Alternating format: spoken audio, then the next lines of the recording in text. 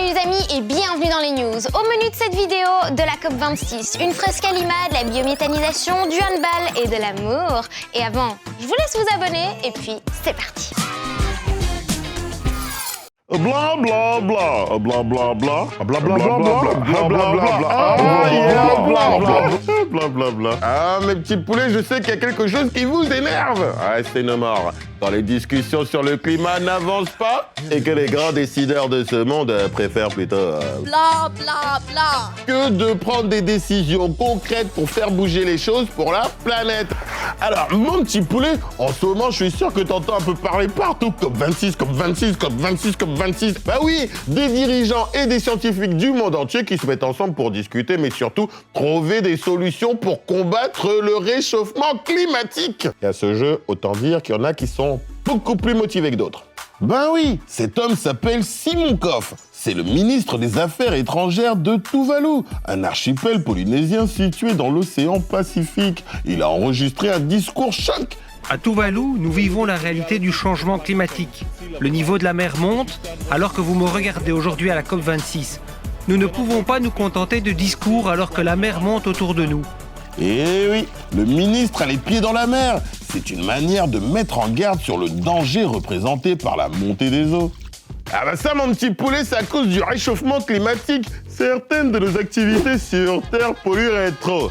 Ah ouais, on émet trop de gaz à effet de serre. Du coup, la planète se réchauffe. Du coup, les glaciers et les banquises fondent. Du coup, le niveau des mers et des océans augmente. Oh, ça augmente, ça augmente. Oh là là. Oh, et mes petits poulets, selon les experts, le niveau de la mer pourrait monter d'1 mètre d'ici 2100. Oh, mais des villes comme Bruges, Anvers et Gand sont en danger. Alerte, alerte. Les deux plus grands pollueurs du monde, les USA et la Chine, ont annoncé un accord surprise à la COP26. Ensemble, ils veulent faire plus pour le climat dans les 10 prochaines années, comme par exemple lutter contre l'exploitation illégale des forêts et essayer de réduire les émissions de méthane. C'est un des principaux gaz responsables du réchauffement climatique. Bon, on espère que ça va enfin bouger, parce que pendant qu'ils sont en train de faire leur Bla bla bla. la planète se réchauffe. Et ça, mon petit poulet, ce n'est ni bon pour nous, ni pour le climat, qui était l'un des mots du jour. Il paraît que cette peau de banane peut se transformer en énergie. Mais c'est le résultat d'un très long travail. D'abord à la maison, il faut trier tous les déchets organiques, c'est-à-dire les restes de tout ce qui peut se manger. Les restes de repas, de fruits, de légumes, comme les pelures, les trognons ou les noyaux, les os et même les coquilles de moules. Direction les sacs biodégradables qui vont arriver dans un centre de tri comme celui d'Idelux à Tenneville. Et ces déchets ne vont pas être jetés. Non, ils vont être envoyés dans un digesteur. C'est le nom de cette grosse cuve dans laquelle tous les déchets organiques vont rester pendant 3 semaines.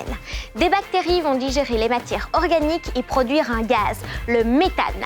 Ce processus s'appelle la biométhanisation. Dans cette cuve, il n'y a pas d'oxygène.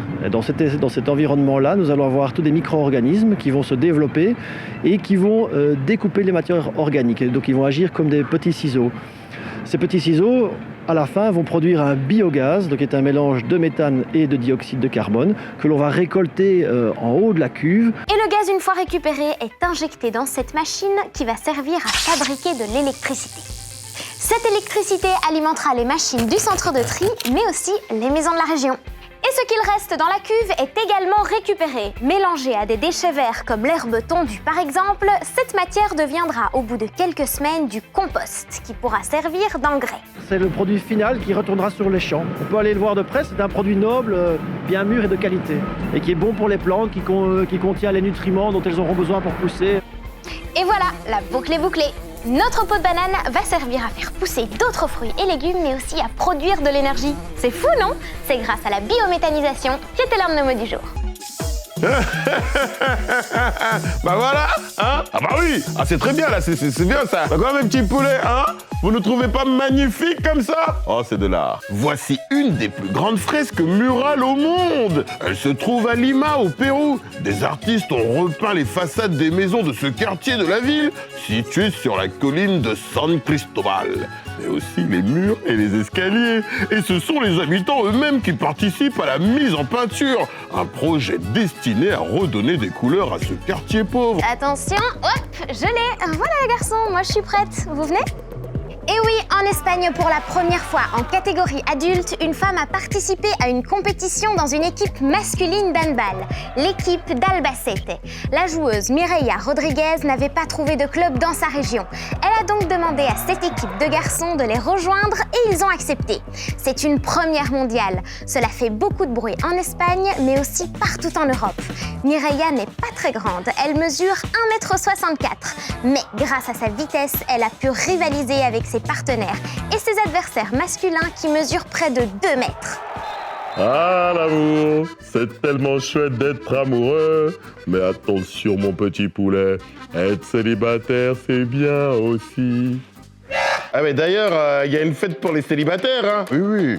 En Chine, le 11 novembre est une journée spéciale pour les célibataires. Et oui, si les couples fêtent la Saint-Valentin le 14 février, les personnes qui n'ont pas d'amoureux ou d'amoureuses, eux, font la fête le 11 novembre. Cette fête est surtout une immense opération commerciale, hein.